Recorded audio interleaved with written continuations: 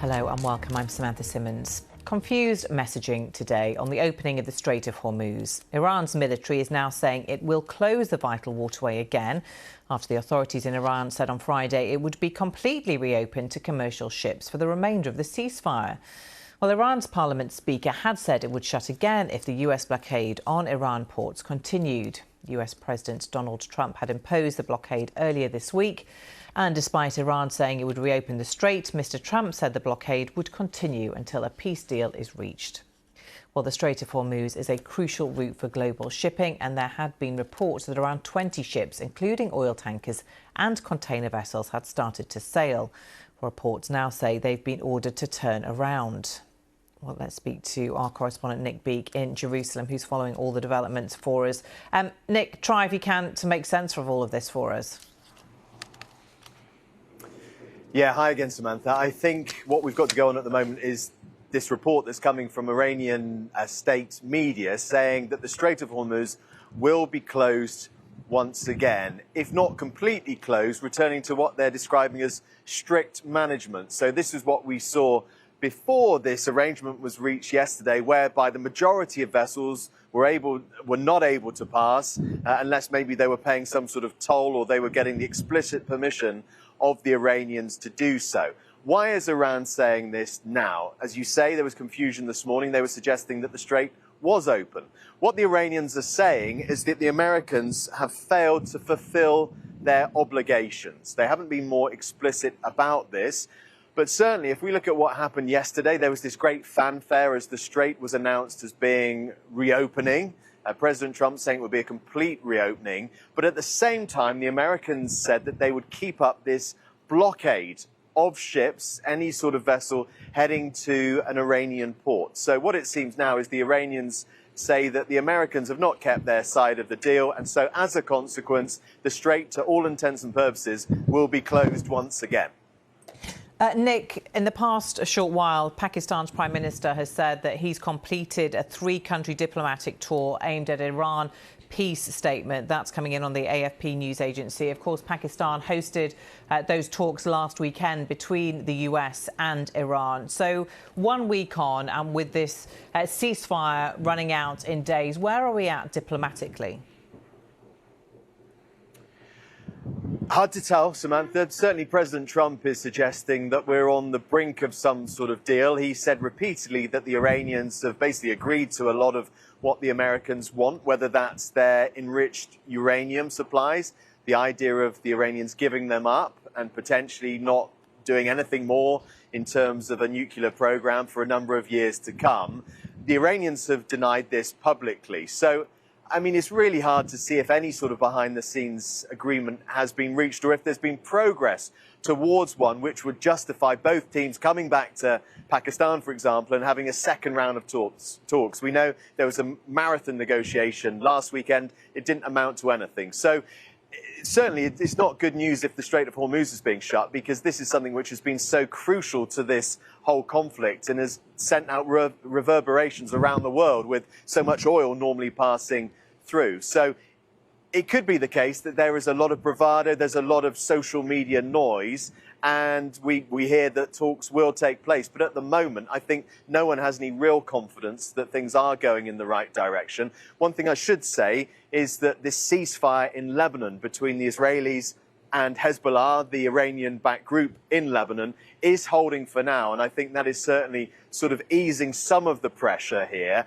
But let's see what is done with that window of opportunity. Yeah, and we'll get more on the situation in Lebanon coming up very shortly. But to what extent there in Israel do you think that Prime Minister Netanyahu believes he's achieved his goals?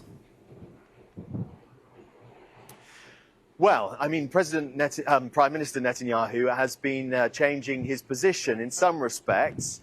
He said right at the outset of the Iran war, when the Americans joined the Israelis in those strikes on Tehran and other parts of Iran, he said really there were three key aims there. They wanted to destroy Iran's nuclear capability, its ambitions for a nuclear program, and of course, any sort of route towards getting a nuclear weapon. He said he wanted to remove the ballistic threat that Iran faced. And now those are two key war aims that his opponents here say they simply haven't been realised. And the suggestion was that he wanted the war to continue. So what we had just a couple of days ago was that a ceasefire being announced by President Trump. And a lot of people here in Israel saying that what's happening here is that President Trump had decided belatedly that there needed to be a ceasefire so that his wider talks with Iran could continue and potentially prosper. So in terms of the public mood in Israel, a lot of people quite surprised by this ceasefire, seeing that President Trump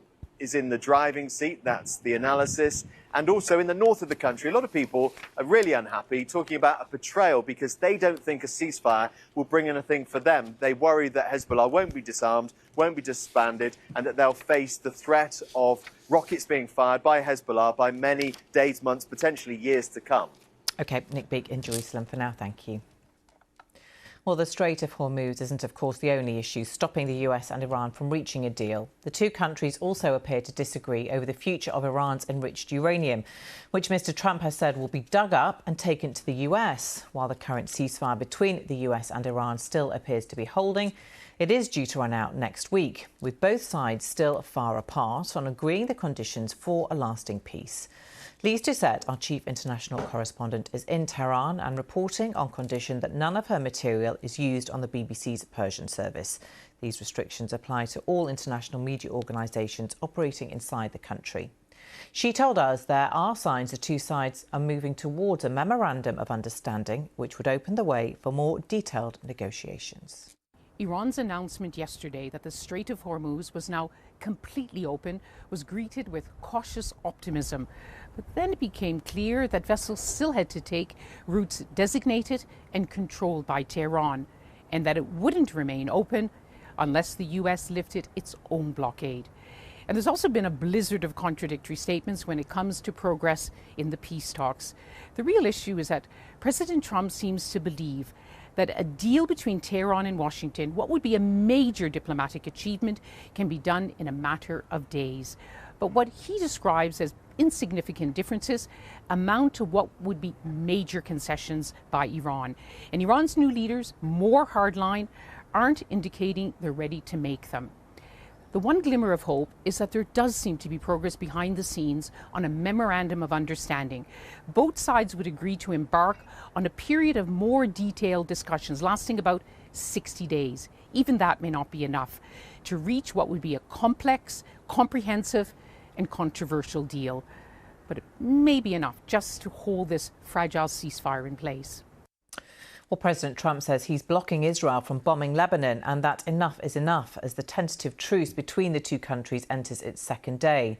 Israel says it reserves the right to continue targeting the armed group Hezbollah and that it won't pull its troops out of Lebanon. Just as the ceasefire came into force, the Israeli military said it had hit more than 380 Hezbollah targets in southern Lebanon over a 24-hour period. One person was also killed by an Israeli drone. Well, these are live pictures from southern Lebanon, where thousands of people have started to return to their homes after 6 weeks of bombing south of the Litani River. Israel's attacks across Lebanon have killed more than 2,000 people since the beginning of the conflict 6 weeks ago. More than 1 million people have been displaced. Lebanese President Joseph Aoun said in a televised address on Friday that Lebanon is on the verge of a permanent agreement with Israel, but that the country won't give up its sovereignty. Let's get more on this with The Guardian's Beirut reporter William Christou. William, welcome to you. Is there any more detail about this proposed deal that Lebanon may be reaching with Israel? No, I think we're a ways away from that.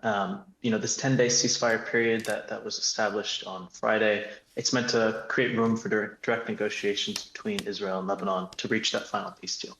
But at root, and what they'll have to decide at the negotiating table, are two really intractable issues, which is the issues of Hezbollah's arms and the withdrawal of Israeli troops from southern Lebanon. So just explain that a little bit more, because Hezbollah is a very well-armed military force within the country. They are a proxy of Iran, but they're also a political force. So how would that work in terms of disarming them, and who would have authority over that? Yeah, so, obviously the group is not going to give up its arms on its own, and its officials have said that last night. And disarming Hezbollah is, in the last ceasefire, which ended the last round of fighting in November 2024, the group was also supposed to be disarmed. 2006, it was also supposed to be disarmed, but it hasn't happened. And that's because Hezbollah is a major political force in Lebanon. It's not just an armed group. It enjoys a wide swath of support from a lot of the Lebanese population. And the argument for keeping Hezbollah's arms from the group is that they need to protect the country. They're the only country that can protect. They're the only group in the country that can protect Lebanon from Israeli aggression. Among the group's supporters, that argument seems more cogent than ever since the latest round of fighting started. Among its opponents in the country, they view the group as having dragged the country into war that they didn't need to be a part of. So it's going to be a big challenge enforcing this sort of disarmament, particularly because Hezbollah is not a party to these direct negotiations between the Lebanese government and Israel.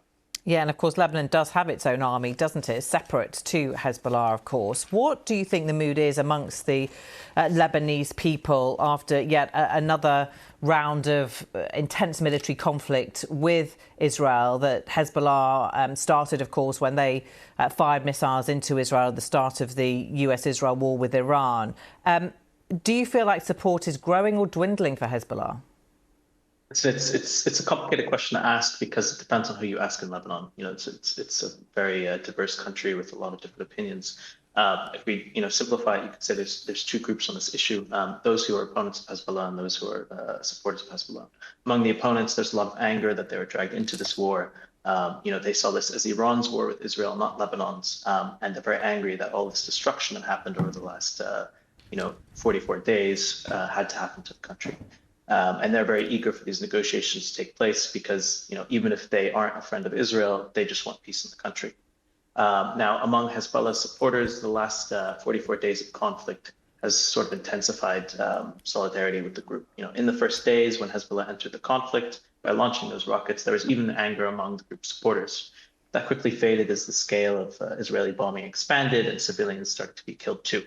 And now more than ever, they view the Lebanese army as unable to defend the country, either unable or unwilling, from Israeli aggression. And so they've rallied around the flag when it comes to Hezbollah. And what's Sorry, carry on. No, just you have very split opinion. And what's the situation on the ground in terms of territory in the areas that Israel has moved into?